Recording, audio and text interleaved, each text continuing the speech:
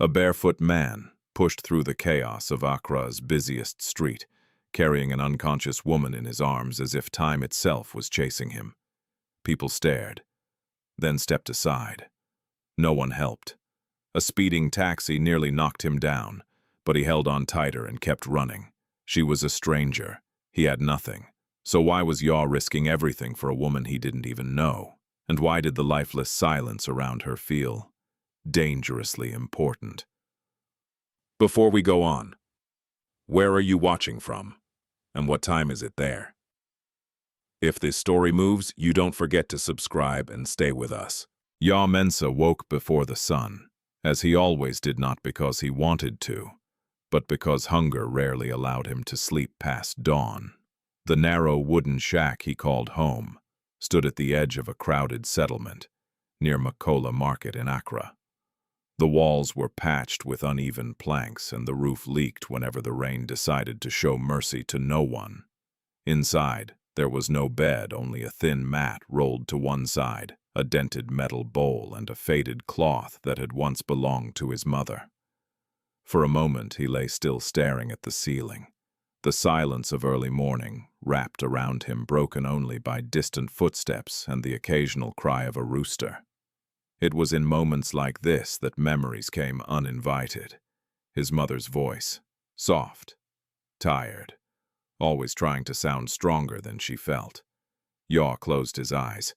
He could still see her lying on a hospital bench years ago, her breathing uneven, her hand weakly gripping his. He had been younger then, too young to understand why the nurses kept walking past them, why no one stopped, why every answer began with the same word. Money. They had asked for a deposit before treatment. Yaw had begged. He had knelt on that cold floor, his voice cracking, his small hands trembling as he pleaded with strangers who would not even meet his eyes. But his words had dissolved into nothing in a place where compassion came with a price. By the time help came, it was already too late. Yaw opened his eyes again. The ceiling blurred for a moment, but he blinked it away. There was no space for tears anymore. Not in this life.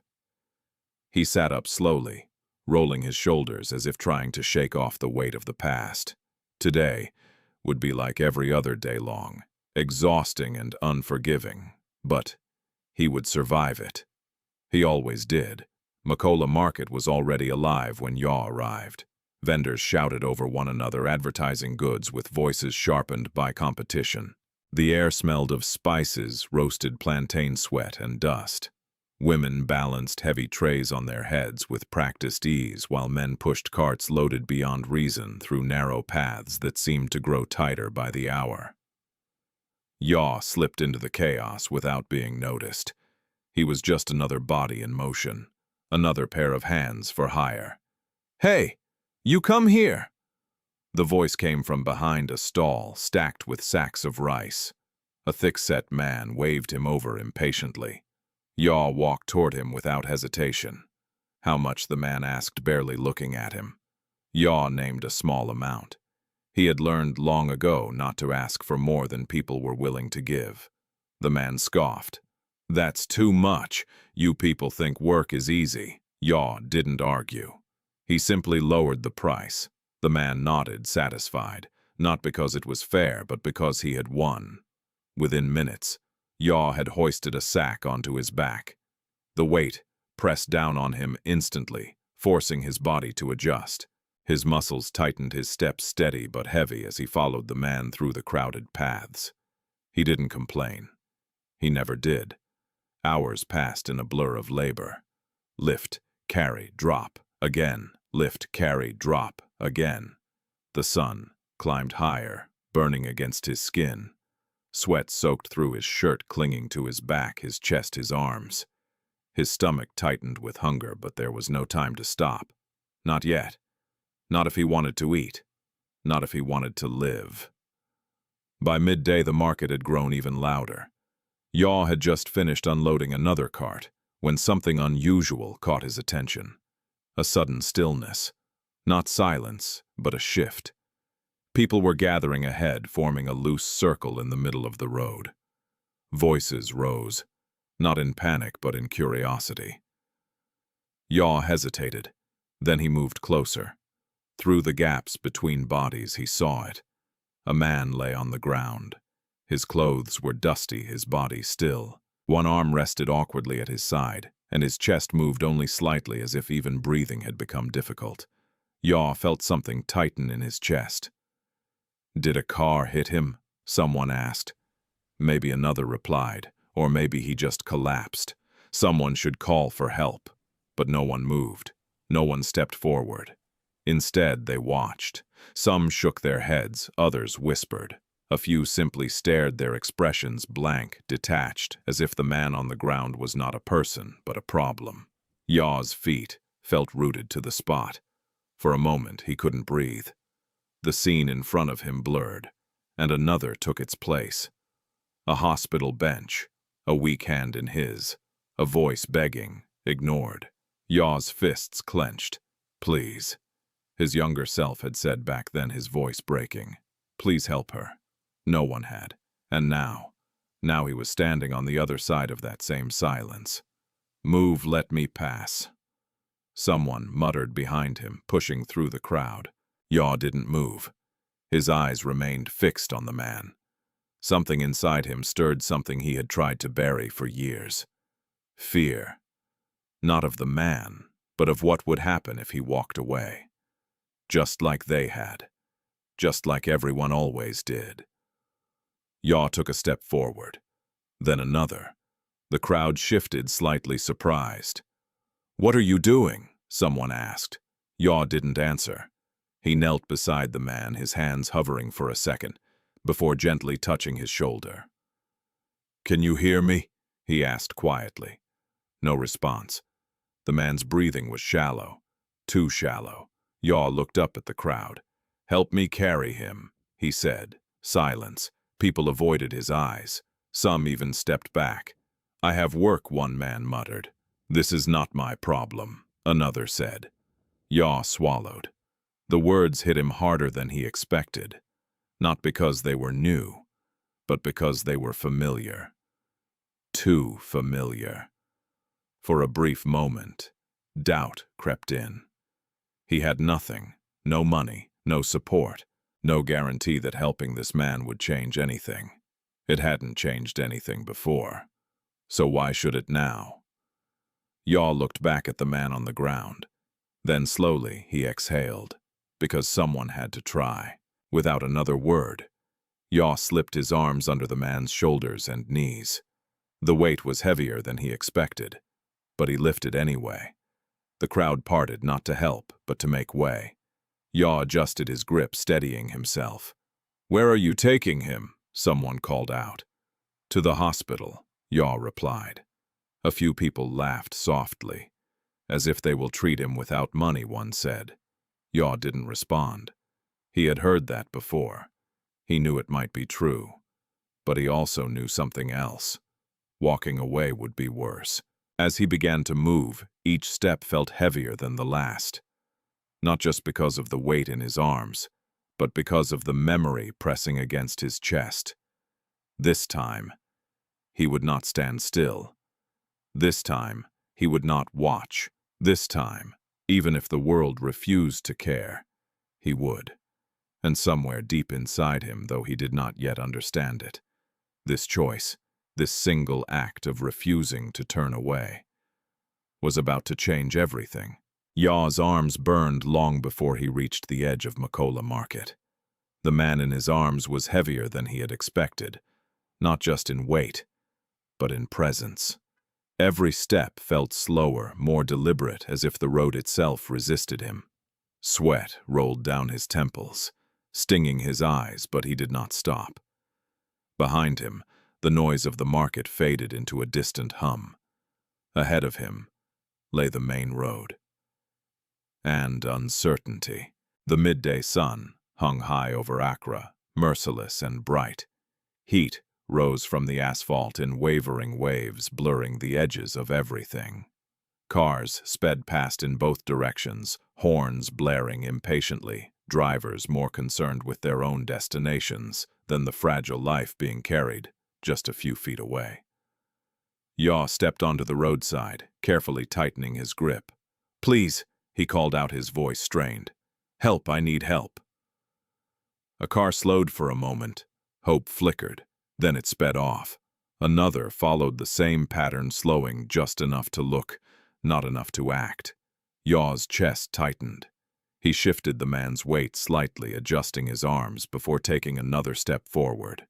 His legs trembled, but he forced them to keep moving. "Please," he tried again, louder this time. "Someone, please." A motorbike passed close enough that the wind brushed against his face. The rider glanced at him briefly, then disappeared into traffic. Time stretched. Minutes felt like hours. Yaw's breathing grew heavier, each inhale sharper than the last. His shirt clung to his body, soaked through, and his hands began to lose strength. But he didn't stop. He couldn't. Not again. At the far side of the road, a group of men stood under the shade of a kiosk, watching. Yaw approached them, hope rising once more. "Please, help me carry him," Yaw said, his voice barely holding together. "We need to get him to the hospital." The men exchanged glances. One of them shook his head. "This one is serious trouble," he said. "If he dies on the way, they will blame us." Another nodded. "You don't even know who he is." "Why involve yourself?" Yaw swallowed. "I don't need to know him," he replied quietly. "He needs help." The men looked at him as if he had said something foolish. Then one of them shrugged. "Then carry him yourself." Yaw stood there for a second longer. Then he nodded once. "Thank you," he said, even though no one had helped, and he turned away. His legs felt heavier now, not just from exhaustion, but from something deeper. A quiet realization settling into his chest. People were not cruel because they hated. They were cruel because they were afraid. Afraid of trouble, afraid of responsibility, afraid of being pulled into something that might cost them. Yaw understood that fear. He lived with it every day. But still, he kept walking. The hospital was not far. At least it didn't look far. A white building stood in the distance, its sign barely visible through the heat haze. It felt close enough to reach, but far enough to test everything he had left. Yaw adjusted his grip again. The man's head leaned against his shoulder. His body completely still. Too still. "Stay with me," Yaw whispered, though he didn't know if the man could hear him. "We're almost there." He didn't know why he said it. Maybe it was for the man. Maybe it was for himself. A taxi slowed beside him suddenly. Yaw turned, hope flashing across his face. "Please, can you take us to the hospital?" he asked quickly. The driver leaned out of the window, eyeing the situation. Then his expression hardened. "No," he said. Yaw blinked. "I will pay later," Yaw added quickly. "I swear. Just help me get him there." The driver shook his head. "I don't carry problems," he replied. "Find someone else." And just like that, he drove off. Yaw stood still for a moment. Just one moment. His arms trembled violently now. His legs felt like they might give out beneath him. And for the first time since he had lifted the man, doubt returned. Heavy, persistent. What if it was useless? What if he reached the hospital and they turned him away? What if this ended the same way it had before? Yaw closed his eyes briefly, and in that instant the past came rushing back again. His mother's hand growing colder in his. The sound of footsteps walking away. The silence that followed. Yaw opened his eyes. No, not this time. He shifted his weight and took another step forward, then another. Each step slower than the last, but stronger in purpose. The hospital gates grew larger, closer, real. By the time he reached them, his body was barely holding together. 2 security guards stood at the entrance watching him approach. Their expressions changed immediately, from boredom to suspicion. "Hey," one of them called out.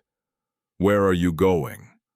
"To the hospital," Yaw replied, his voice hoarse. "He needs help." The guard stepped forward, blocking his path. "Put him down," the second guard said. You cannot enter like that. Yaw's grip tightened instinctively. He will die if I stop, Yaw said. Please just let me pass. The first guard frowned. Do you have money? He asked bluntly. Yaw hesitated. Just for a second. That was enough. The guards exchanged looks. No deposit, no treatment, one of them said. That is the rule. Yaw felt something inside him crack. Not loudly, not violently, but quietly. Like something that had been holding together for too long. Finally giving way. I don't have money, Yaw admitted. Then you cannot enter, the guard replied. For a moment, everything seemed to stand still. The heat, the noise, the world. All of it faded into the background. There was only Yaw, the man in his arms, and the closed gate in front of him. Yaw looked down at the man, then back at the guards. And something changed in his eyes. Not anger, not desperation, something deeper, something that had been building since the moment he saw the man on the ground. I am not leaving, Yaw said quietly. The guards frowned. You don't understand, I understand, Yaw interrupted, his voice steady despite his exhaustion. I understand what happens when people are turned away. The guards fell silent. Yaw took a step forward. They instinctively moved to block him again. But this time, he didn't stop. His shoulder brushed past one of them. Not forcefully, but firmly. Enough to make it clear he was not asking anymore. Hey, one guard shouted. But Yaw kept walking, step by step, through the gate, into the hospital compound. Behind him, voices rose, confusion, protest. But Yaw didn't turn around. He had crossed the line now. There was no going back. Inside the hospital, the air felt different, cooler, quieter, but no less tense. Nurses moved quickly between rooms. Patients sat waiting, their faces filled with pain, worry, or resignation. Yaw's presence disrupted that order instantly. Heads turned, whispers spread, but he didn't stop. He couldn't. Help, Yaw, called out his voice, breaking at last. Please, someone help him. A nurse turned startled, then another. Within seconds, attention shifted toward him, but hesitation remained, until a man in a white coat stepped forward. Dr. Kwame Boateng. He took one look at the situation, then at Yaw, then back at the unconscious man, and in that brief moment, he made a decision that would change everything. Bring him here, the doctor said. Yaw didn't realize he had been holding his breath until that moment. Slowly, carefully, he stepped forward. And for the first time since this began, he felt something he hadn't allowed himself to feel before. Hope. The moment Dr. Kwame Boateng spoke, everything shifted. Bring him here. The words cut through the tension, like a blade silencing hesitation, overriding rules that had stood firm only seconds before. Nurses moved quickly now, one pulling a stretcher forward, another clearing space, a third already reaching for medical supplies. Yaw's arms trembled as he lowered the unconscious man onto the stretcher. For a brief second, his hands lingered as if letting go meant losing control over the only thing he had fought so hard to protect. He's breathing, a nurse said quickly, checking the man's pulse. Weak, but stable. Move, Dr. Kwame instructed. Emergency room, now.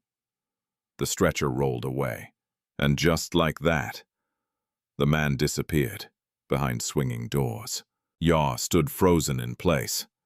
The sudden stillness around him felt unreal after everything that had just happened. His chest rose and fell heavily, his breath uneven, his entire body aching from the effort.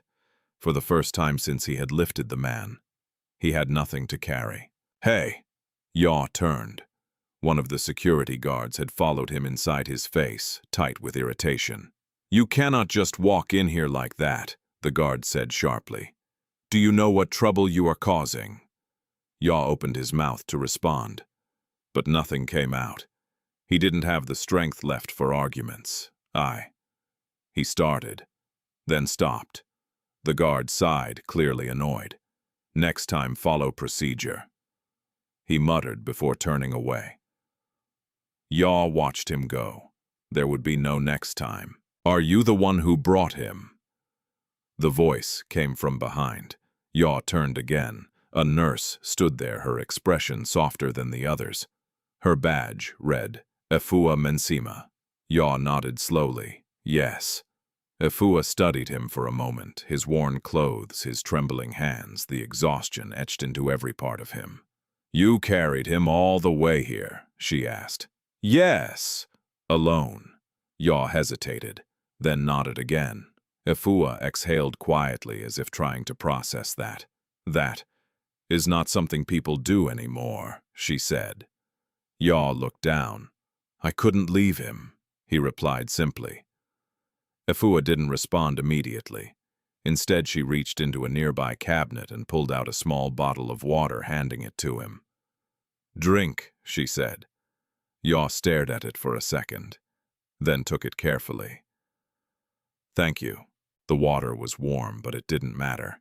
It slid down his throat like relief itself. For a moment, everything else faded. The noise, the tension, the fear.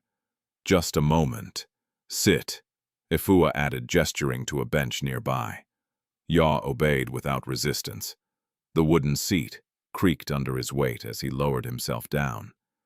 His muscles protested instantly, sending sharp reminders of everything they had just endured. He leaned forward slightly, elbows resting on his knees, the empty bottle still in his hand. How long? He asked quietly. Afua followed his gaze toward the emergency room doors. We don't know yet, she said gently. But the doctor is good. If there is a chance, he will find it. Yaw nodded. That was enough. Time passed slowly. Too slowly. The hospital moved around him in its usual rhythm. Patients arriving, nurses walking briskly, voices echoing softly through the corridors. But for Yaw, everything felt suspended. Every second stretched, every sound distant. He watched the emergency room doors as if his eyes alone could force them open. A stretcher rolled past. Not his. A child cried somewhere down the hall. Not his concern. A woman argued with a receptionist. Not his problem. And yet, everything felt connected. Because he knew deep down that every person here carried a story like his. A moment where everything could change. Or end. Yaw leaned back slightly, closing his eyes. Just for a moment. But as soon as darkness settled behind his eyelids, the memories returned. His mother, that hospital bench, that same waiting, that same silence. Yaw's eyes snapped open. No, he would not relive that. Not again. Footsteps approached. Yaw looked up. Dr. Kwame stood before him. The man's expression was serious, but not cold. How is he? Yaw asked immediately, his voice tight. Dr. Kwame paused for a moment before answering. He is alive, he said. Yaw exhaled slowly. The tension in his chest loosened just slightly. But, the doctor continued. Yaw's breath caught again. He needs more treatment, Dr. Kwame said. Internal injuries. We have stabilized him for now, but without proper care. He didn't finish the sentence. He didn't need to. Yaw understood. How much? Yaw asked quietly. Dr. Kwame studied him for a moment, then sighed. It is not small, he said. Medication, tests, possibly surgery.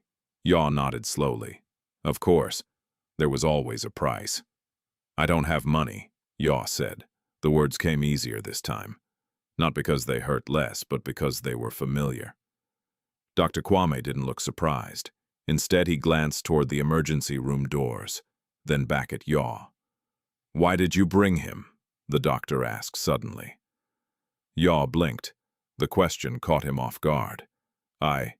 He hesitated, then answered honestly. Because no one else would. Dr. Kwame held his gaze. And you think that is enough? He asked. Yaw didn't understand the question. What do you mean? The doctor stepped closer.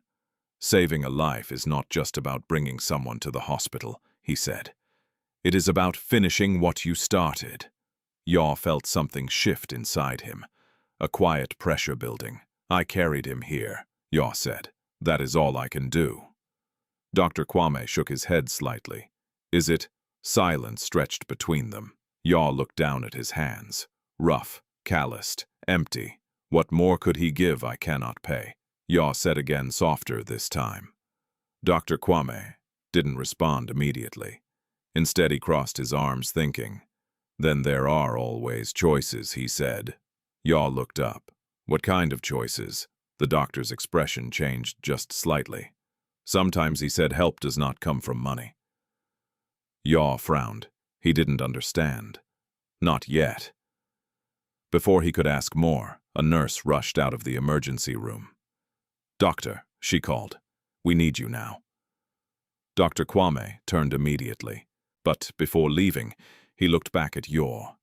Stay, he said. Do not disappear. Yaw nodded. He had nowhere else to go. As the doctor disappeared through the doors again, Yaw leaned back against the bench. His body was exhausted, his mind even more so. But beneath all of that, something else was growing. A quiet realization. This was not over, not even close. Across the hospital, unnoticed by Yaw, a phone began to ring. A man in a dark suit answered it quickly, his voice low. Yes. A pause. Then what do you mean she is missing? His expression hardened. Find her, he said coldly. Now. Back in the corridor, Yaw sat alone, unaware that the person he had just saved was not just a stranger, and that somewhere beyond these walls, people were already searching for her, not to help, but to make sure she never woke up again. The hospital corridor grew quieter as the afternoon stretched toward evening, but for Yaw time had lost all meaning. He sat on the same wooden bench, his body bent slightly forward, his hands clasped together as if holding something invisible between them. His muscles still ached from the long run, but the pain had settled into a dull, constant weight, easy to ignore compared to the thoughts circling in his mind. He had done what he could, or at least, what he believed he could. But Dr. Kwame's words refused to leave him. Saving a life is not just about bringing someone to the hospital. It is about finishing what you started. Yaw stared at the tiled floor. What did that even mean? What more could he give? A nurse walked past, pushing a cart filled with supplies. The wheels squeaked softly against the floor, the sound echoing faintly in the hallway. Somewhere in the distance, a monitor beeped in steady rhythm, a reminder that life, fragile as it was, still held on. Yaw lifted his head slightly, his eyes drifting toward the emergency room doors again. Still closed, still silent, still uncertain. Yaw. He looked up. Afua stood before him again, her expression gentler than before, but now touched with concern. You are still here, she said. Yaw nodded. I said I would stay. Afua studied him for a moment before sitting beside him. You have not eaten, have you? Yaw hesitated, then shook his head. I am not hungry. Afua gave him a look that said she didn't believe him, but she didn't argue. Instead, she reached into her bag and pulled out a small wrapped piece of bread. Take it, she said. Yaw stared at it. I cannot. You can, she interrupted. And you will. After a brief pause, Yaw accepted it. Thank you, he said quietly. He ate slowly, almost carefully, as if the act itself required thought. Each bite felt heavier than it should have, not because of the food, but because of everything surrounding it. You know, Afua said after a moment. Most people would have left by now. Yaw swallowed. Where would I go? Afua tilted her head slightly. Back to your life. Yaw gave a faint, almost humorless smile. This is my life now. Afua didn't respond immediately. Instead, she looked toward the emergency room doors. Do you know who she is? She asked. Yaw shook his head. No.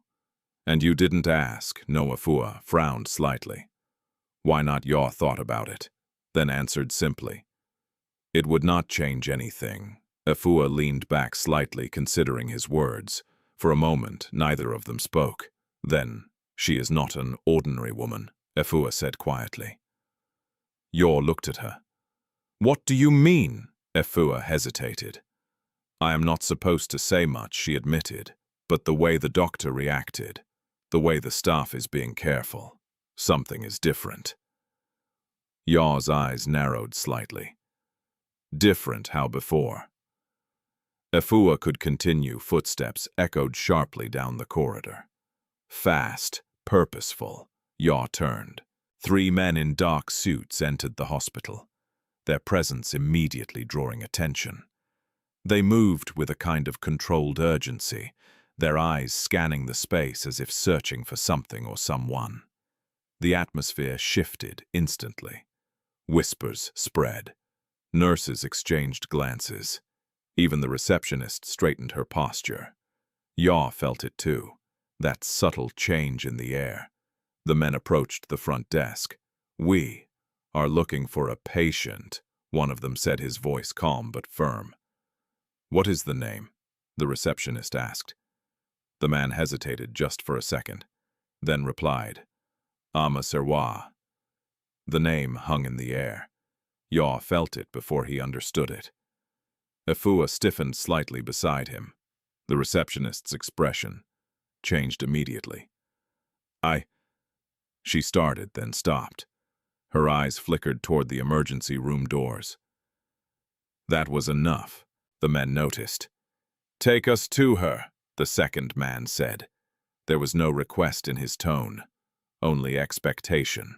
Yaw's heart began to beat faster.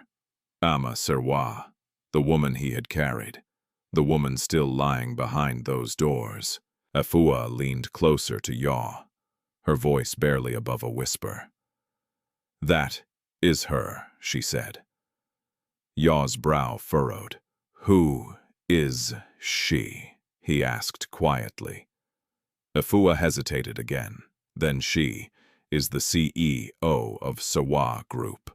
Yaw blinked. The words didn't settle immediately. CEO. The word felt distant, unfamiliar, belonging to a world far removed from his own. You mean, he began slowly. She is rich, Afua nodded. Not just rich, she said. Powerful. Yaw leaned back slightly, absorbing the information.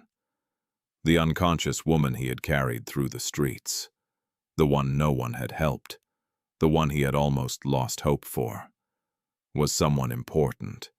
Someone people were now searching for. Why didn't anyone help her? Then, Yaw asked quietly. Afua didn't answer, because they both knew the truth. No one had known, and even if they had, would it have made a difference? The men in suits began moving toward the emergency room. Yaw's body tensed instinctively. Something about them felt wrong, not because of what they said, but because of how they moved. Too controlled, too focused, too cold. Wait, Yaw said, suddenly standing up. Afua looked at him surprised. What are you doing? She whispered. I don't trust them, Yaw replied. Afua's eyes widened slightly. You don't even know them. I don't need to, Yaw said. The men were already near the doors. One of them reached for the handle. Yaw moved forward. Stop, he said. The word came out stronger than he expected. The men turned, all 3 of them. Their eyes landed on him, and in that moment, Yaw felt it, the weight of their attention. Who are you? One of them asked. Yaw didn't answer immediately. Instead, he stepped closer. I brought her here, he said. The men exchanged quick glances. Something unspoken passed between them. You should step aside, the second man said calmly. This does not concern you. Yaw shook his head. It does. A brief silence followed. "Then, you don't understand the situation," the first man said. "Then explain it," Yaw replied. The man's expression hardened slightly. "That is not your place." Yaw felt his fists tighten. Not in anger, but in resolve. "I am not leaving," he said. Behind him, Afua watched in stunned silence. This was no longer just about helping a stranger. Something bigger was unfolding, something dangerous. The man in front of Yaw took a step closer. "You are making a mistake," he said quietly. Yaw held his ground. "Maybe," he replied, "but I already made one once. When I watched someone suffer and did nothing." The words hung heavy in the air. For a moment, even the men seemed unsure how to respond. Inside the emergency room, machines beeped steadily. Amma lay still, unaware that outside those doors, a poor man with nothing was standing between her and something far more dangerous than the accident that had nearly taken her life. And, for the first time since this began, the danger was no longer just about survival. It was about truth, and whatever that truth was, it was coming. The corridor seemed to tighten around them. Yaw stood firm in front of the emergency room doors, his body still worn from exhaustion, yet somehow stronger than before. The three men in suits faced him in silence for a brief moment, measuring him, weighing him, deciding what kind of obstacle he was. To them, he was nothing, just a poor man, just someone who should step aside. But he didn't. "Move!" the first man said again, this time with less patience. Yaw shook his head slowly. "I will not." The words were calm, steady, but they carried a weight that surprised even him. The second man stepped forward, lowering his voice. "You don't understand what you are interfering with," he said. "This is bigger than you." Yaw held his gaze. "Then it is even more reason for me not to move." Behind him, Afua felt her heartbeat quicken. She had seen people argue in hospitals, before families fighting, patients pleading. But this felt different. This felt dangerous. The third man sighed as if this situation had become an inconvenience. "Listen," he said, his tone smoother, more controlled. "You did a good thing bringing her here. You should be proud." Yaw didn't respond. But now the man continued. "Your part is finished." Yaw's jaw tightened slightly. "My part finishes when she is safe," he replied. A flicker of irritation crossed the man's face. "You are not in a position to decide that." Yaw's voice dropped slightly. "Neither are you." Silence, heavy, uncomfortable. From inside the emergency room, faint sounds of movement continued. Voices, equipment, urgency. Life was still being fought for behind those doors. And here, just outside, another kind of battle had begun. The first man took a step closer to Yaw. Close enough now that Yaw could see the sharpness in his eyes. "Do you know who she is?" he asked. Yaw nodded. "I know enough." "Then you should also know," the man continued, "that people like her have enemies." Yaw didn't flinch. "I can see that." The man leaned in slightly. "Then don't become one of them." Afua's breath caught. The words were quiet, but they were not a warning. They were a threat. Yaw felt it too. The tension, the danger, the unspoken message behind those calm words. And yet he didn't step back. "I didn't carry her through the streets just to hand her over to people I don't trust," Yaw said. The second man let out a short laugh. "You trust yourself more than us." Yaw didn't hesitate. "Yes." The answer surprised them. Not because of what he said, but because of how easily he said it. For a moment, none of them moved. Then footsteps echoed behind them. Fast, urgent. "Stop!" The voice was firm, commanding. Everyone turned. Dr. Kwame was walking toward them, his expression sharper than before his presence. cutting through the tension like a blade. "What is going on here?" he demanded. The first man straightened slightly. "We are here for Amma Serwa," he said. "We were informed she was brought to this hospital." Dr. Kwame's eyes narrowed. "And who are you?" The man reached into his jacket and pulled out an ID. Kojo Bafua's office. He said. The name changed everything. Even Afua felt it, a shift, a weight, a tension that deepened instantly. Dr. Kwame didn't take the ID. He didn't need to. "I see," he said slowly. Yaw glanced at Afua. "Who is that?" he whispered. Afua leaned closer, her voice barely audible. "Her business partner," she said. "Powerful and dangerous."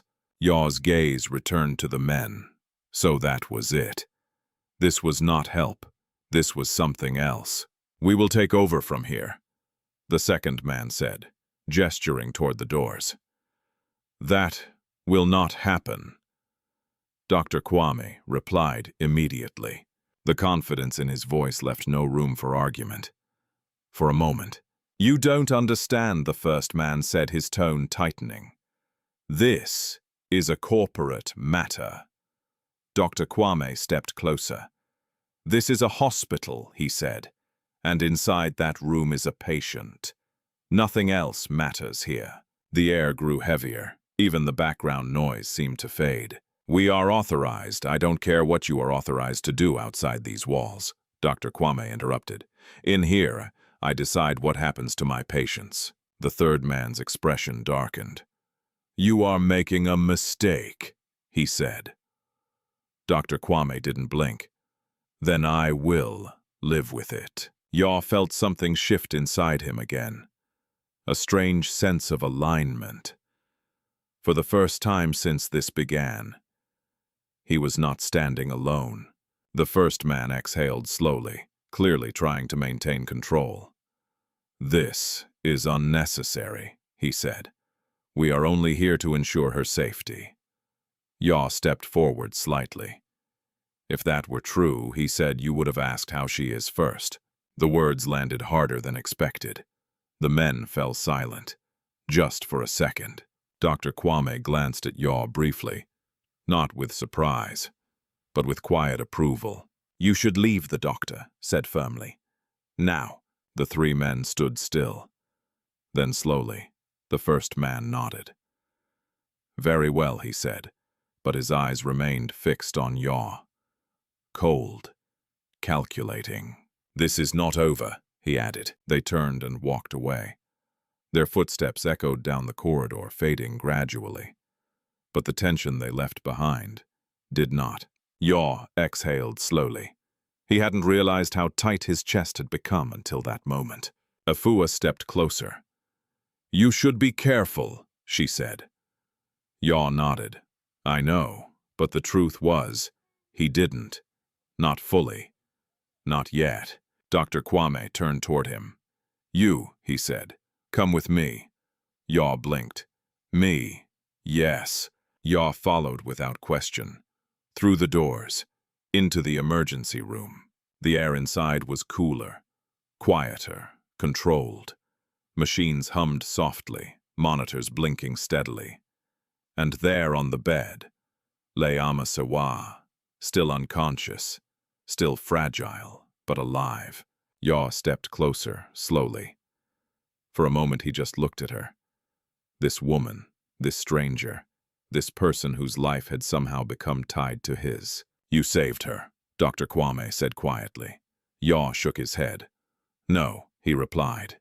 "You did." The doctor didn't argue. Instead he looked at Amma, then back at Yaw. "She is not out of danger," he said, "and now, neither are you." Yaw felt the weight of those words settle in. Not out of fear, but understanding. Outside those walls, power was moving, people were watching, and whatever had happened to Amma Serwa was far from over. Yaw looked at her again, then spoke softly. "I am not leaving." This time, it was no longer just a decision. It was a promise. And somewhere beyond the hospital, a phone call was being made. A voice cold with frustration. He interfered. A pause. Then handle it.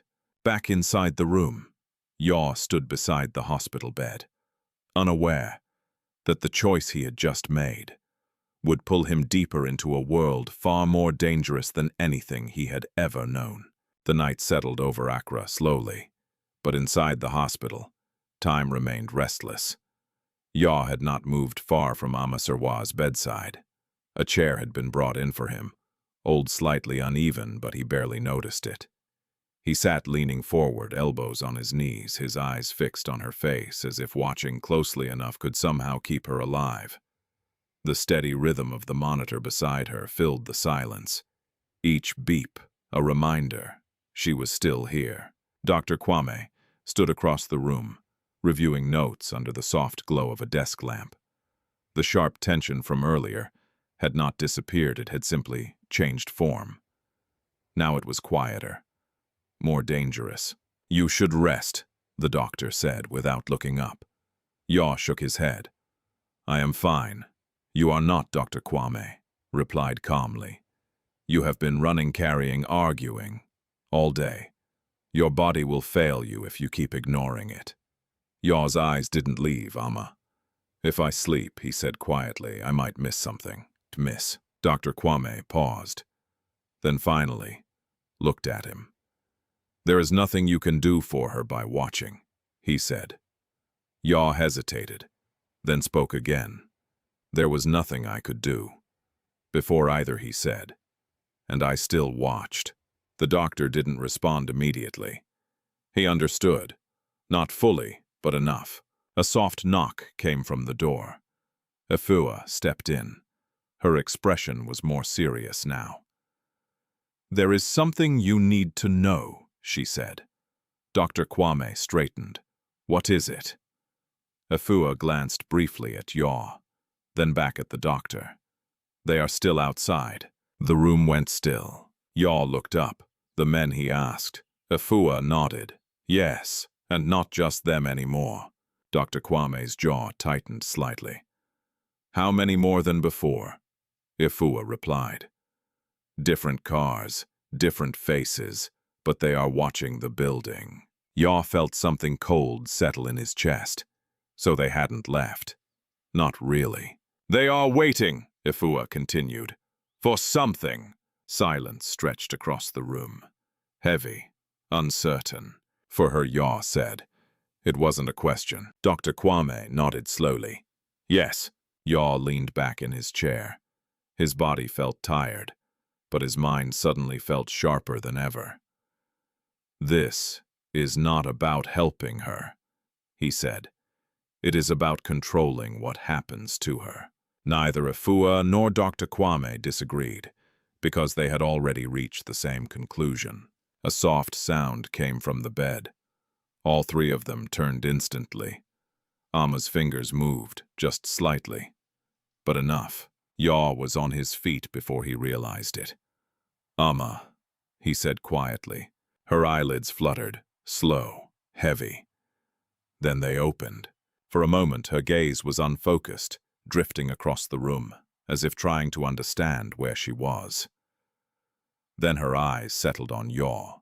Confusion flickered across her face. Then pain. Then something else. Awareness. "You," she whispered. Her voice was weak, barely more than breath. Yaw stepped closer. "You are safe," he said gently. Amma's eyes searched his face, trying to remember, trying to connect the fragments. "You carried me," she said slowly. Yaw nodded. "Yes." Her gaze softened, just slightly. Dr. Kwame stepped forward. "Do not try to speak too much," he said. "You are still recovering." Amma shifted her eyes toward him. "How long?" she asked. "A few hours," he replied. Her breathing remained shallow, but her mind was already moving. "Who else knows?" she asked. Dr. Kwame and Afua exchanged a glance. Then some people came looking for you, the doctor said carefully. Amma's expression changed instantly. The softness vanished, replaced by something sharper, controlled, alert. Who, she asked. Yaw spoke before the doctor could. They said they were from Kojo before, he said. The effect was immediate. Amma's entire body tensed. Her hand tightened slightly against the sheets. And for the first time since she woke, fear appeared.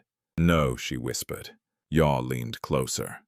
They are still outside, he added. Amma closed her eyes briefly, as if steadying herself. When she asked, when did they come? Not long ago, Afua answered. They tried to enter, but the doctor refused. Amma opened her eyes again. This time clear, focused, determined. He knows I'm alive, she said. The words hung heavy in the air. Yaw frowned slightly. Why is that a problem? He asked. Amma turned her gaze back to him, and for the first time, he saw the full weight of who she was. Because she said quietly, he is the reason I am here. Silence. Yaw's chest tightened. You mean the accident was not an accident? Amma finished. The room felt colder. Dr. Kwame crossed his arms. That confirms it, he said. You are not safe here. Amma shook her head slightly. No, she said. But leaving now is worse. Afua stepped forward. Then what do we do? She asked. Amma didn't answer immediately. Instead, her eyes returned to Yaw, studying him, measuring him. You stayed, she said. Yaw nodded. Yes. Why, she asked. Yaw hesitated, then answered simply. Because no one stayed before. Amma held his gaze for a long moment. Then something shifted. Not just gratitude, not just recognition, but something deeper. Then don't leave now, she said. Yaw didn't hesitate. I won't. Dr. Kwame exhaled slowly. This situation is escalating, he said. If Kojo is involved, this is bigger than we thought. Amma nodded, yes. Her voice was still weak, but her mind was already several steps ahead. We cannot trust anyone outside this room, she continued. Not yet. Afua glanced toward the door. What about security, she asked. Amma shook her head. Money can change loyalty, she said. Yaw felt the truth of those words immediately. He had seen it, lived it. So what is the plan? Dr. Kwame asked. Amma closed her eyes briefly, thinking, calculating. Then we wait, she said. Yaw frowned. For what? Amma opened her eyes again, and this time there was no fear left in them, only strategy. For them to make a mistake. Outside the hospital, engines idled, figures moved in shadows, phones buzzed with quiet instructions. Inside the room, a poor man stood beside a powerful woman, a doctor, a nurse, 4 people, bound together by a moment that none of them had planned. And somewhere in the silence between them, a new reality was forming. One where survival was no longer enough. Now it was about truth, power, and the cost of both. Yaw looked at Amma, then at the door, then back at her. Whatever this had become, he was already inside it, and there was no turning back. The hospital lights dimmed slightly as night deepened, but inside Amma Sarwar's room, no one felt the passage of time. The silence was no longer calm. It was waiting. Yaw stood near the window now, just a few steps away from the bed. From there, he could see the faint glow of headlights outside the hospital gates. Cars remained parked in the shadows, engines occasionally starting, stopping, repositioning. They were still there, watching, waiting. They are not leaving, Yaw said quietly. Amma didn't respond immediately. She was lying still, eyes open, her breathing steadier now, but her mind clearly racing far beyond the walls of the room. They won't, she finally said. Not until they are sure. Sure of what? Afua asked. Amma turned her head slightly. Sure that I cannot fight back. Dr. Kwame stepped closer. And can you? He asked. Amma's lips pressed together faintly. Not yet. The truth sat heavily in the room. She was alive, but she was not ready. And outside, someone was waiting for that moment of weakness. Yaw shifted slightly, his arms folding across his chest. "Then we make sure they don't get that moment," he said. Amma looked at him again. There was something different now in the way she saw him. Earlier he had been a stranger, then a rescuer. Now, he was becoming something else. Someone standing with her. "You don't understand what you're stepping into," she said. Yaw met her gaze. "I understand enough," he replied. Amma studied him for a long moment, then asked quietly, "What is your name?" "Yaw," he said. "Yaw Mensah." She nodded slowly. "I'm Amma." "I know," he replied. For the first time since she woke, a faint trace of a smile touched her lips. Not because the situation was lighter, but because something about him felt steady, real. "You should have left," she said. Yaw shook his head. "I already told you," he replied. "I don't leave people behind." Amma looked away slightly, as if those words reached somewhere deeper than she expected. A sudden knock broke the moment. Sharp, controlled. Everyone froze. Dr. Kwame turned toward the door. "Who is it?" he asked. A voice answered from outside. "Hospital administration." Afua frowned. "That's strange," she whispered. "They don't come this late unless she didn't finish the sentence." Because they all understood. Dr. Kwame stepped closer to the door, but didn't open it immediately. "What do you need?" he asked through the barrier. "There has been a request regarding the patient in that room," the voice replied. "We need to confirm her identity and condition." Amma's eyes darkened. "They've reached inside," she said quietly. Yaw's jaw tightened. "They're trying to get access," he said. Dr. Kwame remained still. "And who made this request?" he asked. A brief pause. Then Kojo Before's office. The room fell silent again. Afua took a step back. "This is bad," she whispered. Dr. Kwame exhaled slowly, then made his decision. "There is no confirmation," he said firmly. "The patient is under treatment. That is all." Another pause. Longer this time. Then the voice returned. "You are making this difficult, Doctor." Dr. Kwame's expression hardened. "And you are crossing a line," he replied.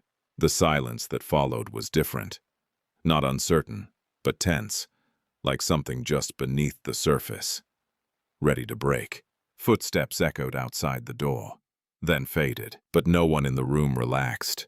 "They won't stop," Afua said. Amma nodded. "I know." Yaw stepped closer to the bed. "Then we don't wait anymore," he said. Amma looked at him. "What are you suggesting?" Yaw hesitated for a second. Not because he was unsure, but because he knew once he said it, there would be no turning back. "We move you," he said. Afua blinked. "Move her where?" Yaw glanced toward the window again. "Somewhere they are not looking," he replied. Dr. Kwame frowned. "This is a hospital, not a hiding place," he said. "We cannot just move a patient without protocol." Yaw turned to him. "And if we don't," he asked, "they will find a way in. You know that." The doctor didn't respond. Because he did know. Amma's eyes shifted between them, thinking, weighing. "He's right," she said finally. Afua looked at her surprised. "But you're not strong enough to be moved," she argued. Amma shook her head slightly. "I don't need to be strong," she said. "I just need to disappear." The words sent a chill through the room. Dr. Kwame ran a hand over his face. "This is risky," he said. "If something happens, it already has," Amma interrupted. Silence. Yaw stepped closer. "I can carry you again," he said. Amma looked at him. This time her gaze softened in a different way. Not just trust, but recognition. "You already did more than anyone else," she said. Yaw shook his head. "Then let me finish it," he replied. Afua looked between them. "This is crazy," she whispered. But even as she said it, she knew. Sometimes crazy was the only option left. Outside, a car door slammed. Voices murmured. Movement shifted. Time was running out.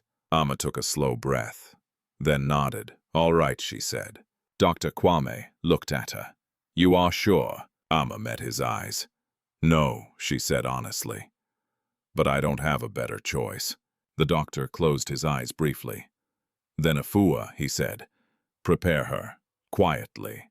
Afua nodded, her hands already moving. Yaw stepped back slightly, giving space, but his eyes never left Amma. Within minutes, the room shifted from stillness to quiet urgency. Medical lines were adjusted, equipment removed, movements careful, precise. Amma winced slightly as she sat up. Her strength was still fragile, but her will unshaken. Yaw moved closer. "Lean on me," he said. She hesitated, then did. Her weight settled against him. Lighter than before, but somehow more significant. Outside the door, footsteps returned. Closer this time. "They're coming back," Afua whispered. Dr. Kwame moved quickly. "We go now," he said. Yaw adjusted his grip. Careful, steady. Amma looked up at him. Just for a moment. "Don't drop me," she said softly. Yaw almost smiled. "I won't," he replied. Then the door opened. Not fully, just enough. And in that narrow space between inside and outside, a choice was made. They moved, fast, silent, down the back corridor, away from the main entrance, away from the waiting eyes. Behind them voices rose, confusion, questions, too late. Because this time, they were not waiting anymore. They were running, and somewhere in the darkness, beyond the hospital walls, a new chase was about to begin. The back corridor smelled of disinfectant and damp concrete, its dim lights flickering as if unsure whether to stay on or surrender to the night. Yaw moved quickly, but carefully, Amma's weight resting against him. One arm supported her shoulders, the other steady at her waist. Her steps were unsteady, but she kept moving her breath, controlled despite the pain that occasionally tightened her grip on his shirt. Behind them, Dr. Kwame led the way. Afua followed close, glancing over her shoulder every few seconds. They didn't speak, not because they had nothing to say, but because every second now mattered. "This way," Dr. Kwame whispered, pushing open a narrow metal door. Cool air rushed in. The back exit. Outside, the world felt different, quieter, darker, but not safer. Yaw stepped out first, guiding Amma slowly. The ground was uneven gravel, crunching beneath their feet. A faint streetlight flickered at the far end of the alley, casting long shadows that stretched and shifted with every movement. "Stay close," Dr. Kwame said. Amma's breathing grew slightly heavier. "You okay?" Yaw asked softly. She nodded. "I will be." But her grip tightened again. Not from weakness, from awareness. "Where are we going?" Afua asked. Dr. Kwame hesitated, then said, "I know someone." Yaw glanced at him. "Someone we can trust?" he asked. The doctor didn't answer immediately. "Then more than most," he said. It wasn't a reassuring answer, but it was enough. They began moving down the alley. Each step measured, each sound amplified in the silence. Behind them, a door slammed open. Voices shouting. "They're gone." Yaw's body tensed instantly. "They found out," he said. "Move," Dr. Kwame ordered. They quickened their pace. Amma stumbled slightly. Yaw tightened his hold. "I've got you," he said. Her head tilted toward him for a second, then forward again. Focused. At the end of the alley, the street opened into a wider road. Fewer people, fewer lights, more shadows. A car passed, slow, too slow. Yaw watched it carefully. It didn't stop, but it didn't feel random. "They're searching," Amma said quietly. Yaw nodded. "I can feel it." Dr. Kwame led them across the street quickly, to another narrow path, less visible. "We need a vehicle," Afua whispered. "No," Amma said. Everyone looked at her. A vehicle makes us easier to track, she explained. We stay off the main roads. Yaw adjusted his grip again. You've done this before, he said. Amma didn't respond, but her silence was answer enough.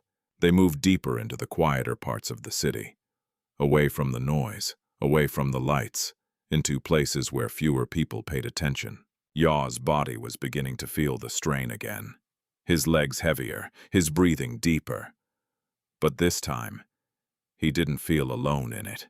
Just a little further, Dr. Kwame said.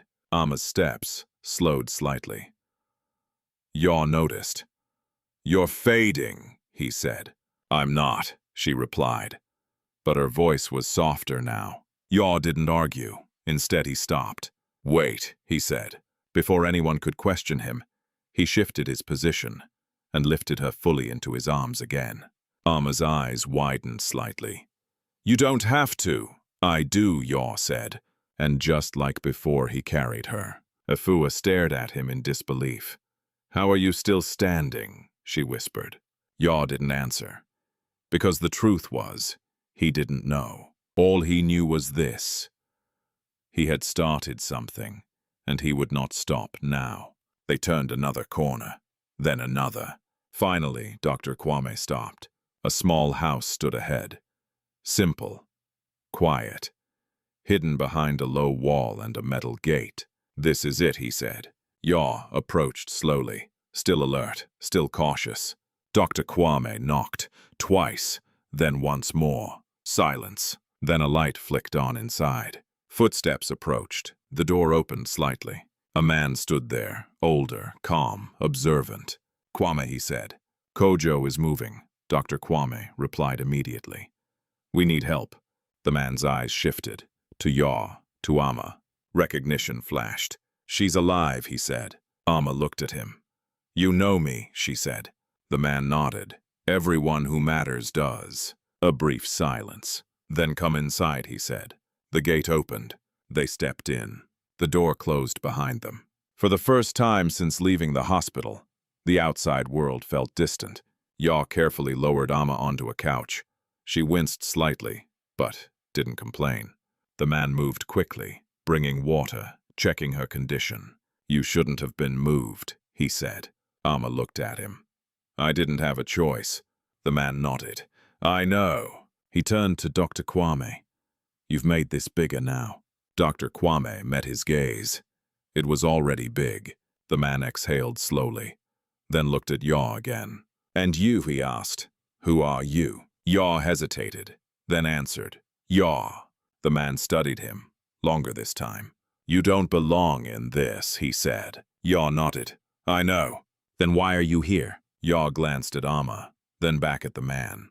Because I didn't walk away, he said. Silence filled the room. Amma watched him, carefully. The man leaned back slightly, then gave a faint nod. That may be the most dangerous reason of all, he said. Outside, far from the quiet of that house. Engines roared. Orders were given. Searches expanded. Kojo Afua was no longer waiting, and inside the small hidden room, 4 lives had crossed into something far greater than chance. A truth, a war, a choice that would soon demand everything. Yaw stood there, still, unshaken, because whatever this had become, he had already decided. He would see it through, no matter the cost. And somewhere deep inside him, a quiet voice whispered, this was only the beginning. The house was quiet, but not peaceful. It held the kind of silence that comes when something important is being protected. Every movement inside felt deliberate, every sound contained. Yaw stood near the doorway, his back still tense, as if part of him remained outside, watching, listening, waiting for danger to follow. Amma lay on the couch, her breathing steadier now, though her face still carried the faint strain of movement and pain. Afua had wrapped a clean cloth around her arm, adjusting it carefully while keeping her voice low. Dr. Kwame spoke in hushed tones with the man who had opened the door. His name was Nana Kese, and the way he carried himself made it clear this was not just a man offering shelter. This was a man who understood power. They will search everywhere, Nana Kessie said calmly. Hospitals, roads, checkpoints. He won't rest until he finds her. Dr. Kwame nodded. He already tried to force access. Nana exhaled slowly. Then we have less time than I thought. Yaw listened without interrupting. He didn't fully understand the world these people came from, but he understood danger. And this felt like the kind that didn't stop once it started. Amma shifted slightly. Kojo doesn't just want control, she said, her voice still weak but steady. He wants certainty. Nana turned toward her. And you being alive removes that. Amma nodded. Yes. Afua glanced between them. Then why not go to the police, she asked. Amma's expression hardened. Because money speaks louder than truth, she said. And Kojo has both. Silence followed. Not because they disagreed, but because they all knew it was true. Yaw stepped forward slightly. Then what do we do? He asked. All eyes turned to Amma. She took a slow breath, then spoke. We take back control. Yaw frowned. How? Amma looked at him. And for the first time since they met, there was no weakness in her gaze, only clarity. By showing the truth before he can bury it, she said. Dr. Kwame crossed his arms.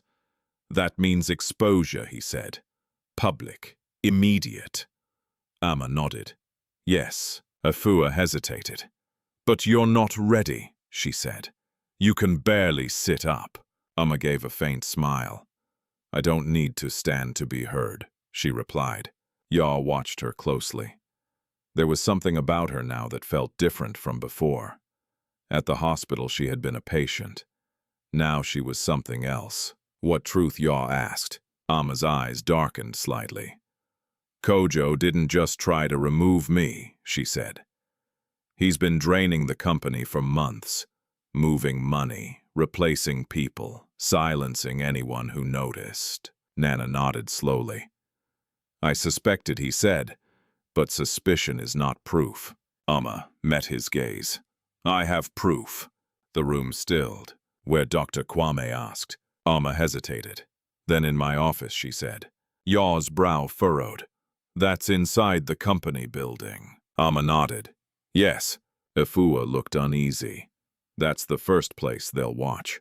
Exactly, Amma replied. Silence. Yaw felt the weight of it settle.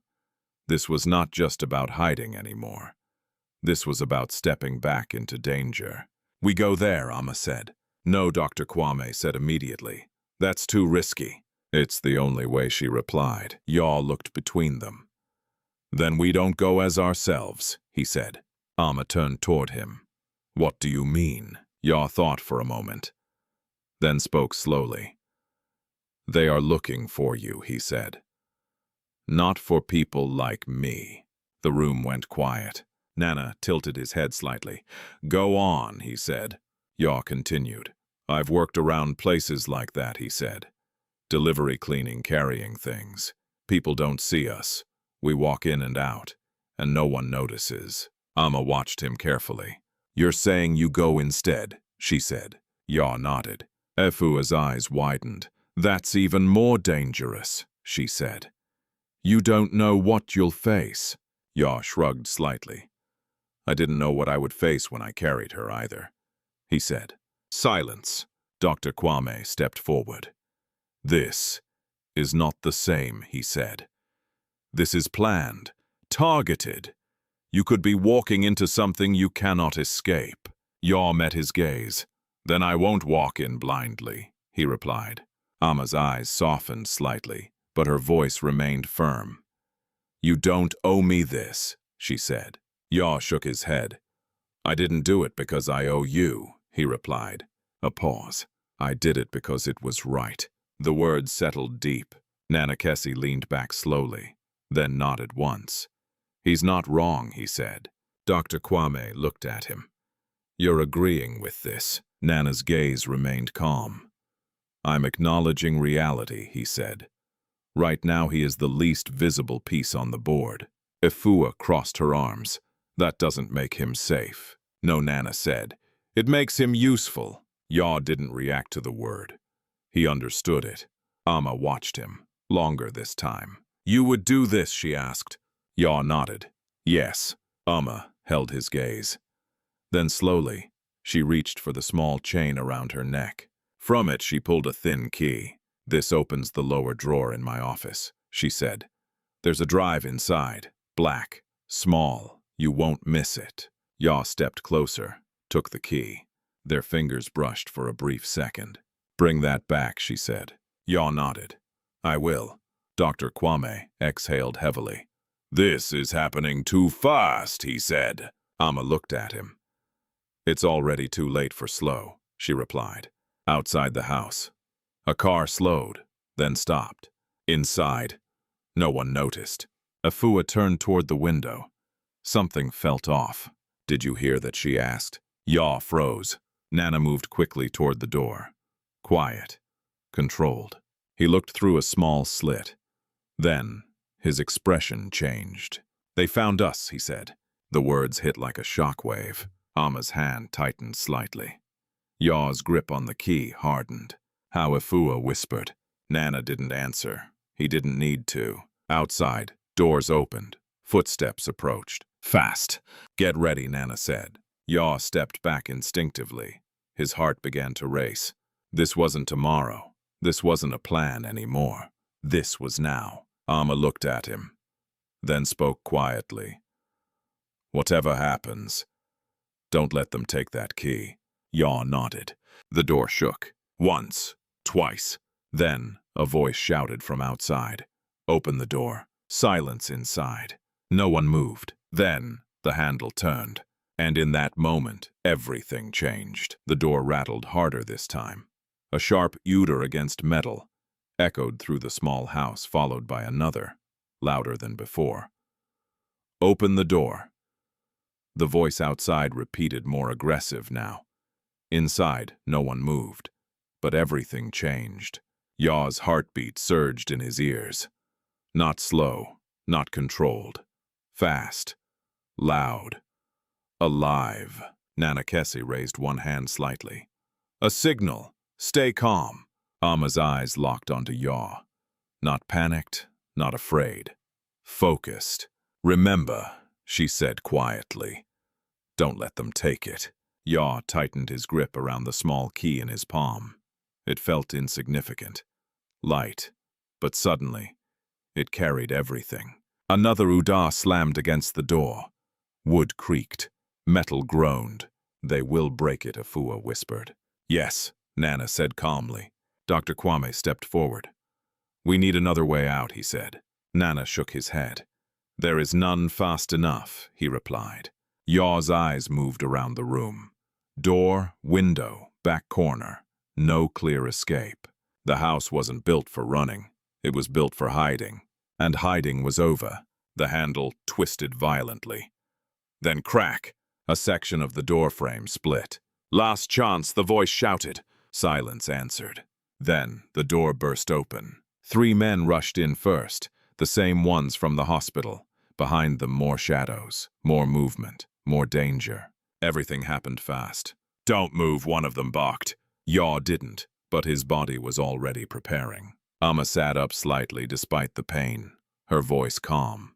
You found me faster than I expected, she said. The first man stepped forward, a faint smile on his face. We always do, he replied. His eyes moved across the room, taking everything in. Dr. Kwame, Afua, Nana, then Yaw. And something in his expression changed.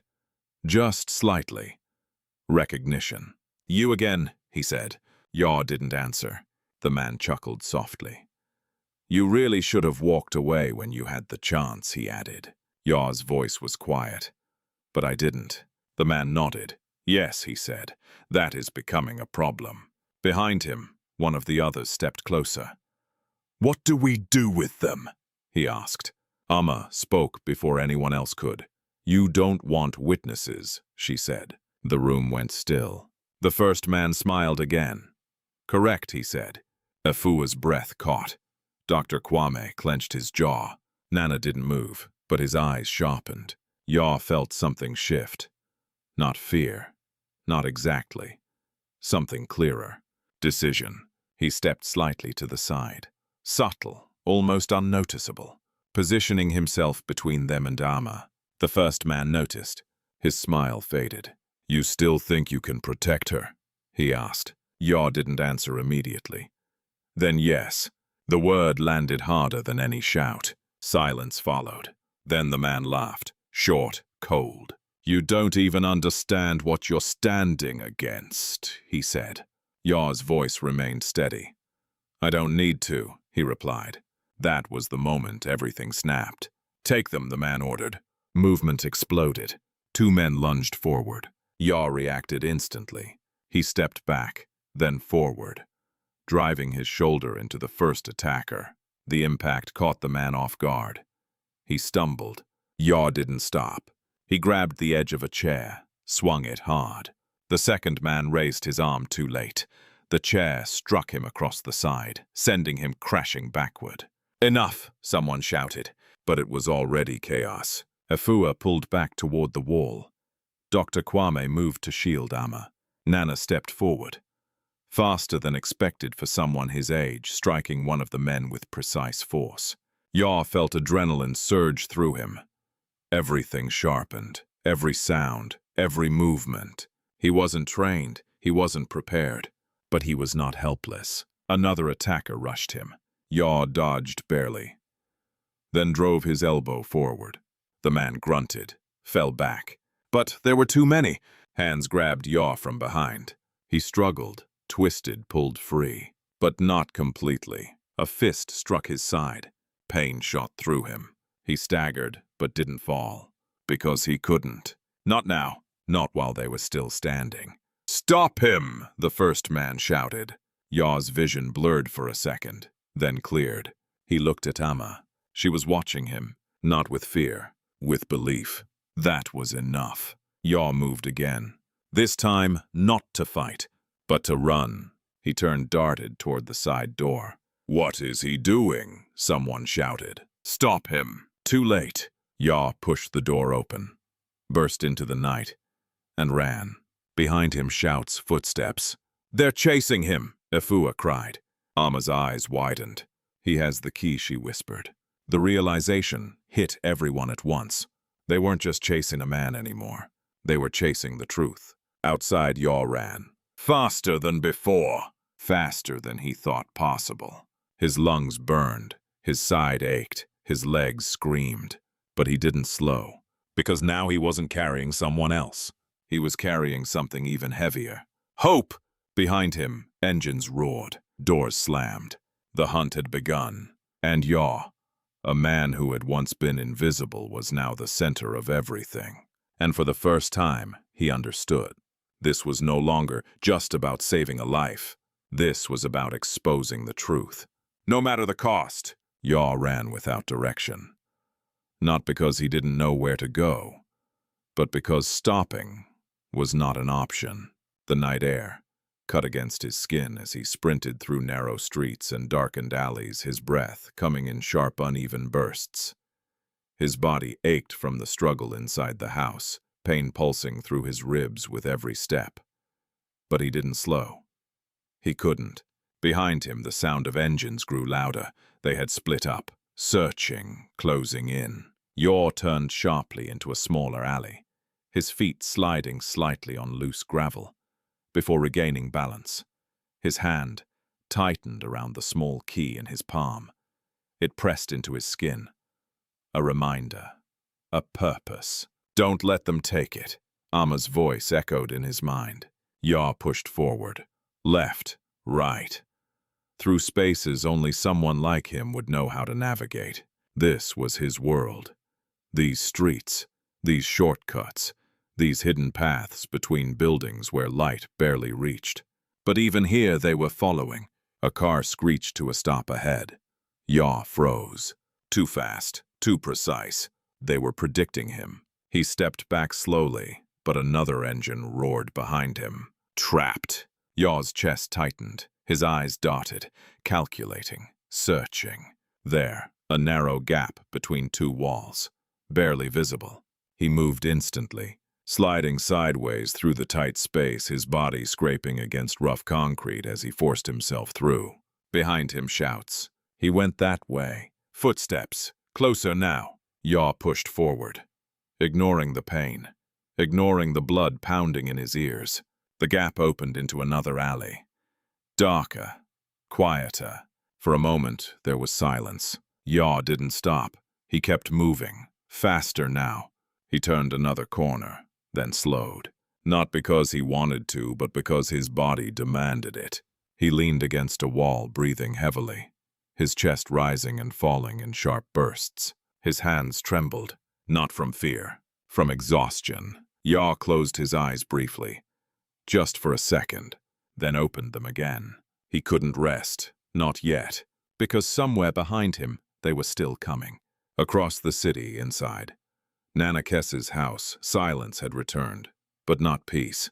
Amma sat upright now despite the pain, her breathing controlled, her mind already moving. They will follow him. Afua said, her voice tight. Amma nodded. Yes. Dr. Kwame stepped closer. We need to get to him, he said. Amma shook her head. No. All eyes turned to her. If we move now, she continued, we lead them straight back here. Afua frowned. But he's alone. Amma's expression hardened. He chose that, she said. The words sounded cold, but her eyes said something else. Concern. Back in the streets, Yaw forced himself to move again, step by step, breath by breath. The city stretched around him, endless, unpredictable. He needed a destination, a plan. Then he remembered. The office. Amma's words returned to him. The key, the drive, the truth. Yaw straightened slightly. If he kept running, they would catch him eventually. But if he moved toward something, toward a goal, then this wasn't just escape. It was purpose. Yaw changed direction. Not away. Forward. The Serwa group building stood tall against the night sky. Glass, steel, light. Even at this hour, it was not empty. Security lights glowed. Guards stood at the entrance. Yaw slowed as he approached from a distance. He couldn't just walk in. Not like this. Not with people searching for him. He needed to disappear again. Yaw looked down at himself. His clothes worn, dusty, torn at the edges, invisible. A thought formed. He moved toward the side of the building. There, near a service entrance, a group of workers unloaded supplies from a truck. Delivery. Yaw watched them, carefully. One man stepped away briefly, leaving a jacket behind. Yaw moved, quick, silent. He grabbed it, pulled it on, blended in. Then he picked up a small crate and walked. Not too fast, not too slow, just enough to belong. No one stopped him. No one questioned him, because people like him were not seen. Yaw entered the building. Inside, the air was cooler, controlled. Clean floors, bright lights, sharp edges. A different world. He kept moving. Past guards, past desks, past people who didn't look twice, because he looked like he belonged. That was enough. Yaw reached the elevator, pressed a button, waited. The doors opened. He stepped in, alone. As the doors closed, his reflection stared back at him. Sweat, dirt, tired eyes. But something else too. Determination. The elevator began to rise. Each floor a step closer. To the truth. Outside, a black car slowed near the building. Inside, a phone rang. He's heading there, a voice said. A pause. Then don't let him leave. The elevator stopped. Doors opened. Yaw stepped out. The hallway was quiet. Too quiet. He moved quickly, counting doors, remembering, until he found it. Amma's office. Yaw stood still for a second, then reached into his pocket. The key. Small, simple, but heavy with everything it carried. Yaw took a breath and unlocked the door. Inside darkness. Stillness. He stepped in, closed the door behind him, then moved toward the desk. Each step careful, measured. He knelt, opened the lower drawer, and there, exactly where she said, a small black drive. Yaw picked it up. For a moment, everything went quiet. He had it, the truth, in his hand. Then a sound. Behind him, the door. Opening. Yaw turned slowly and froze because he was no longer alone. The door opened just enough to let the light from the hallway spill into the dark office. Yaw didn't move. He couldn't. His hand tightened instinctively around the small black drive, the edges pressing into his palm as if reminding him of what was at stake. Footsteps entered, slow, deliberate. "You are not very hard to find." The voice was calm, controlled, familiar. Yaw's chest tightened. He knew that voice. Kojo Bafur stepped fully into the room. His presence filled the space, not through force but through certainty. He wore a tailored suit untouched by the chaos unfolding across the city. His posture relaxed, his expression unreadable. Behind him, 2 men followed, silent, watchful. Yaw stood up slowly, facing him.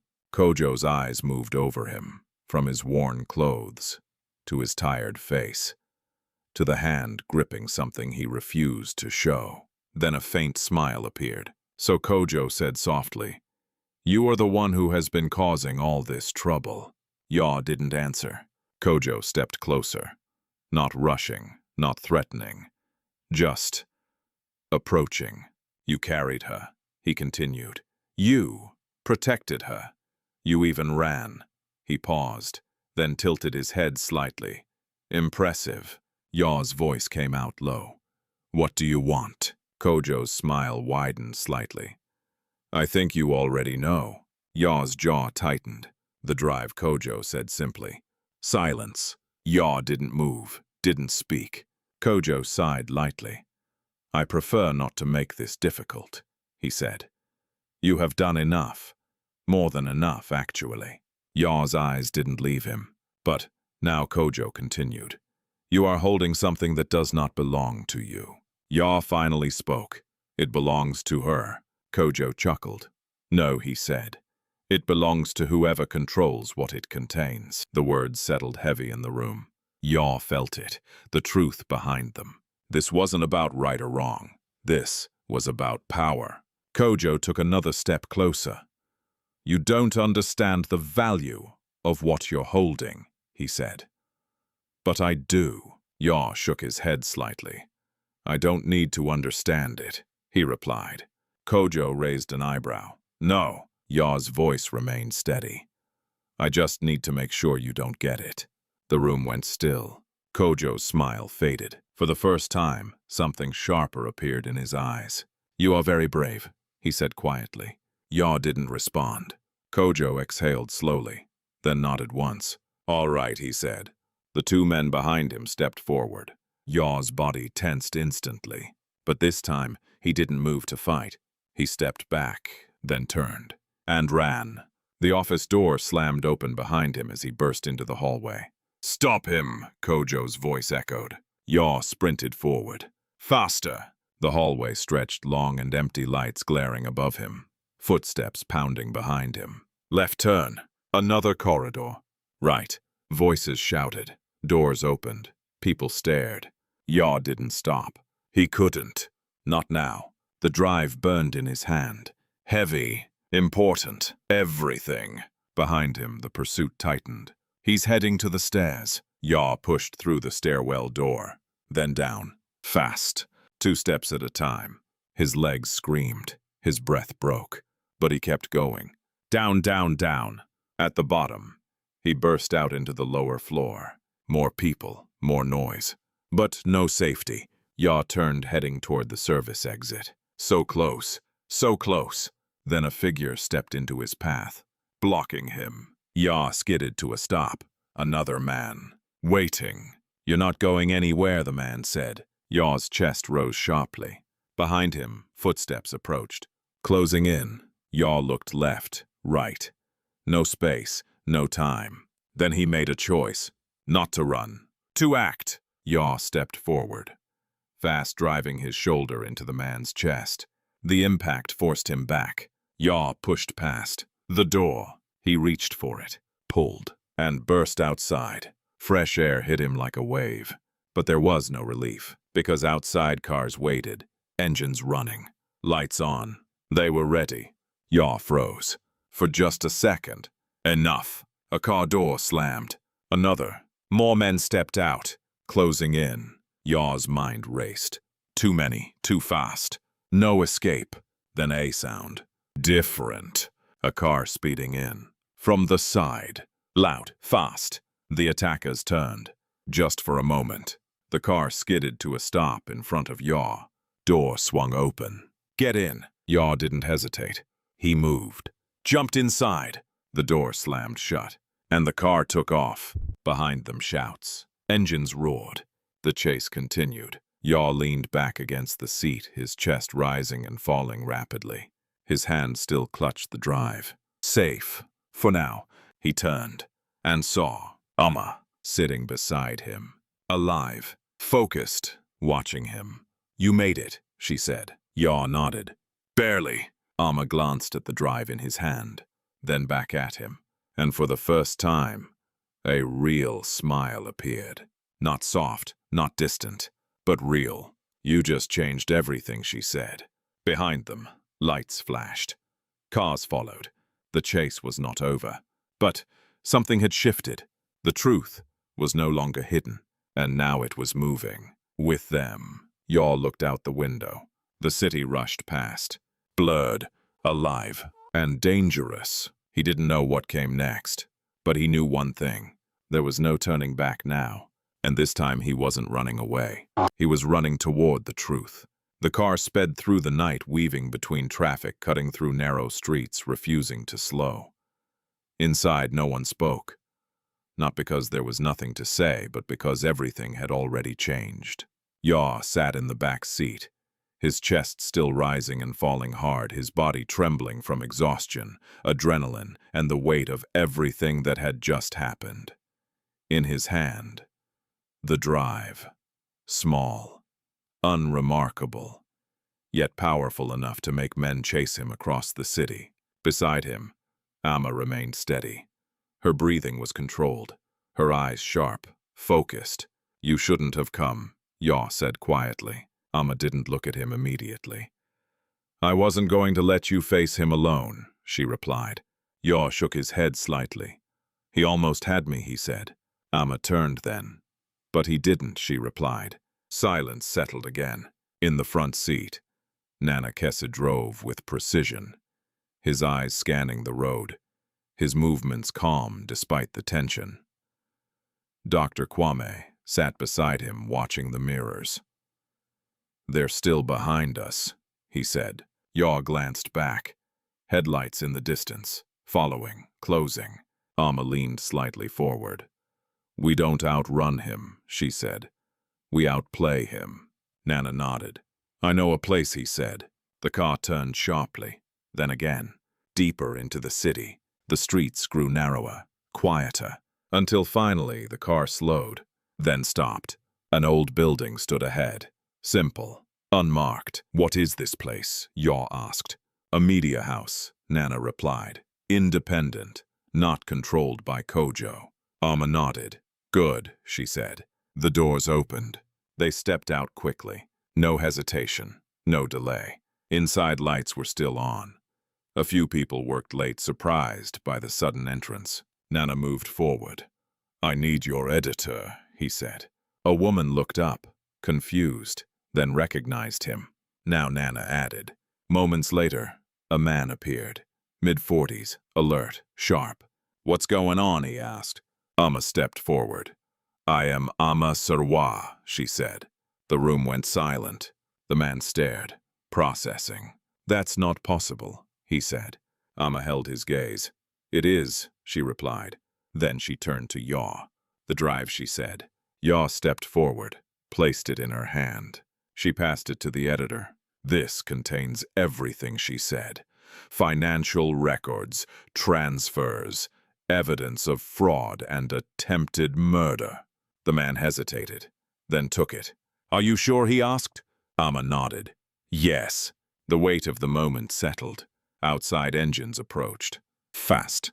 They're here, Dr. Kwame said. Inside, no one moved, because now there was no running. The editor looked at the drive, then at Amma.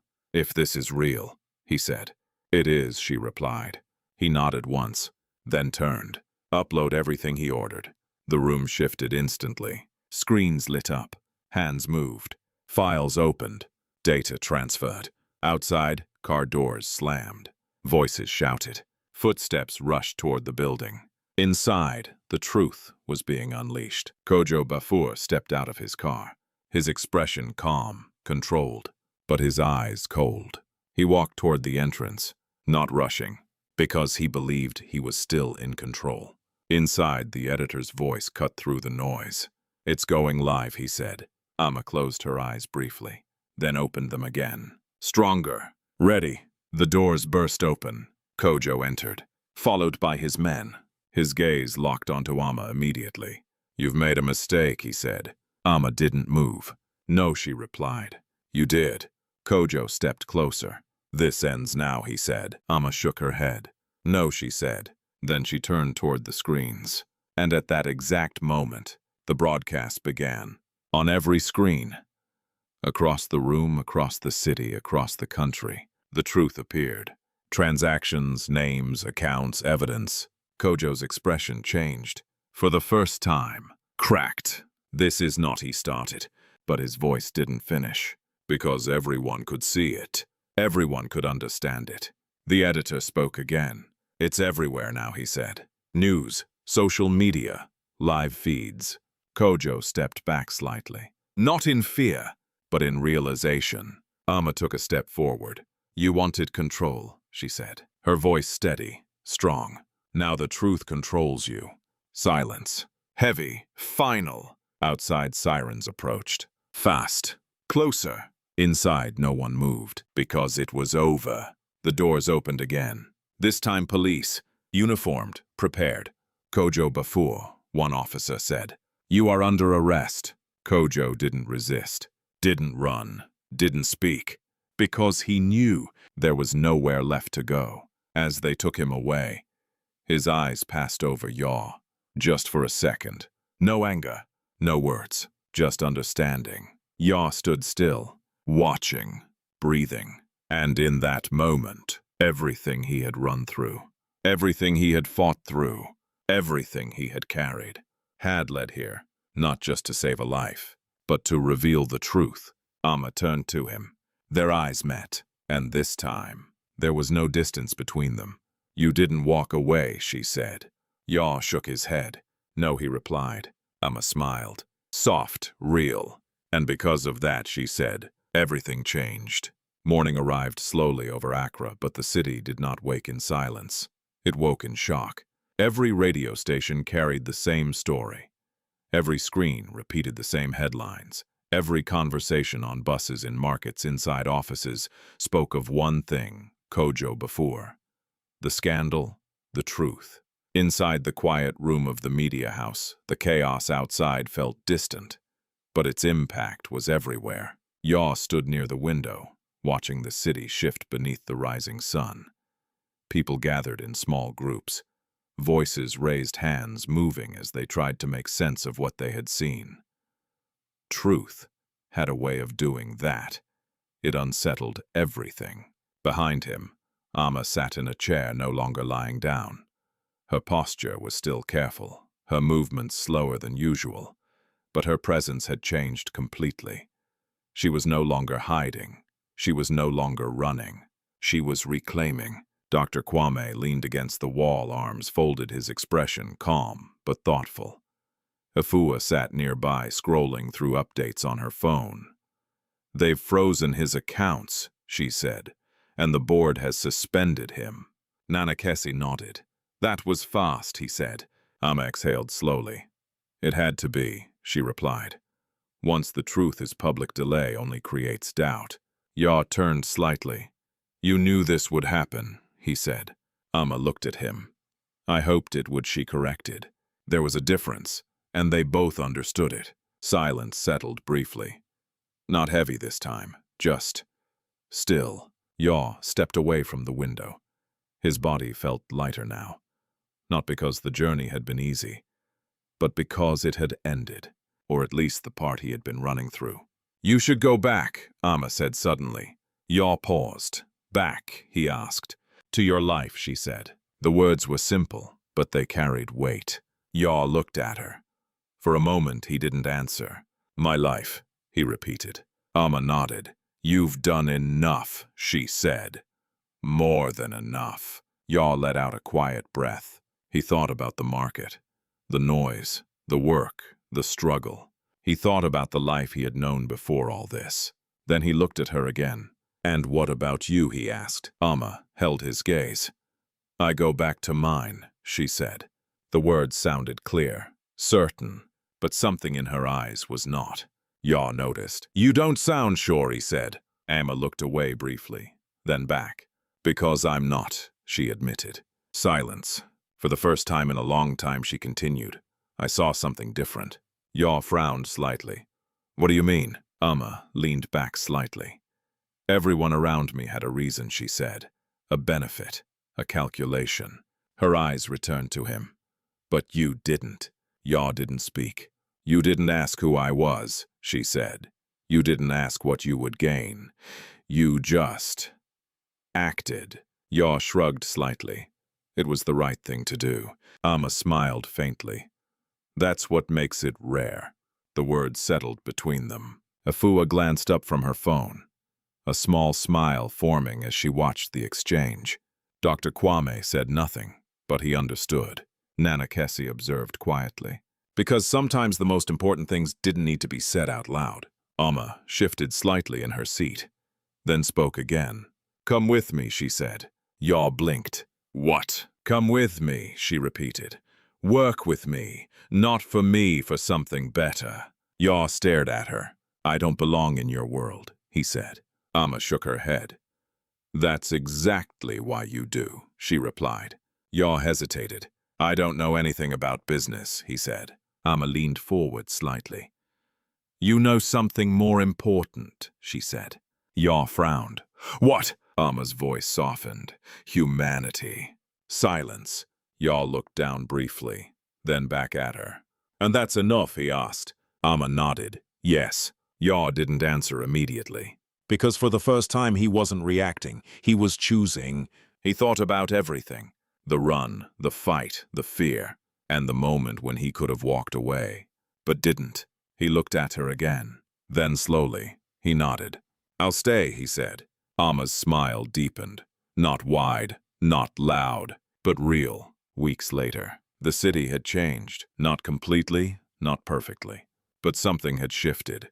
Kojo Bafour's trial dominated headlines. More truth surfaced. More voices spoke. And inside, Serwa group change began.